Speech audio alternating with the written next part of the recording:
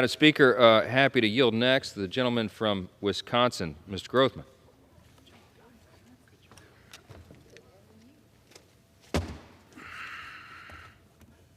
Thank you.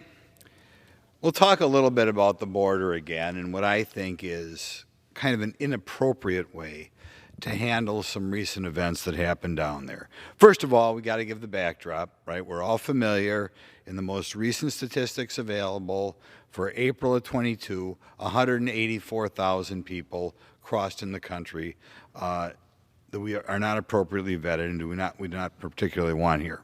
A year ago, that 184,000 number was at 66,000, and 2 years ago, under the prior administration, it was 5,700. So first of all, the American public should kind of let that sink in. 5,700 a month to 66,000 a month to 184,000 a month. Horrific. Part of monitoring the border is showing respect for the Border Patrol. I've been on the border 8 times over the last 2 years, and I think they are the most professional of law enforcement agencies I've run into. Last September, as potential Haitian immigrants tried to cross the Rio Grande and get up on shore, agents on horses used reins to protect the Haitians from the horses' hooves. Every agent I have talked to felt this was an entirely appropriate way to protect the Haitians who are trying to come into our country. But President Biden, the new expert on horsemanship, felt that the new immigrants were strapped, whatever that meant, and said that they would have to pay. Now the Department of Homeland Security claims that the Border Patrol agents should be disciplined for protecting the Haitians from the horses' hooves. Since then, President Biden's budget the last budget which he signed, the last appropriation bill, provided millions of dollars for monitoring and disciplining the Border Patrol. This is a kind of a mental problem we've seen before in Washington.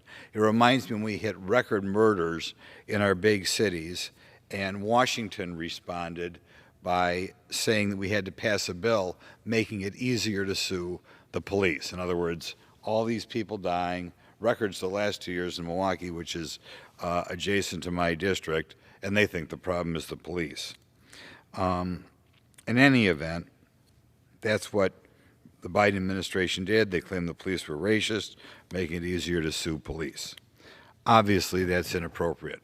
The other thing I think is inappropriate is we hired a new Border Patrol head who used to be a police chief, and when he was a police chief, he wouldn't cooperate with ICE when they had problems with people who they were trying to deport or people who were here illegally.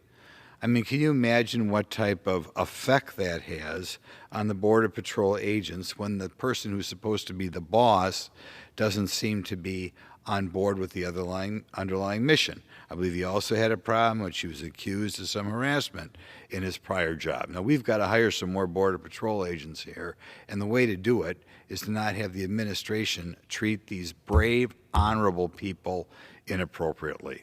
So I call upon Congress to try to weigh in with the president.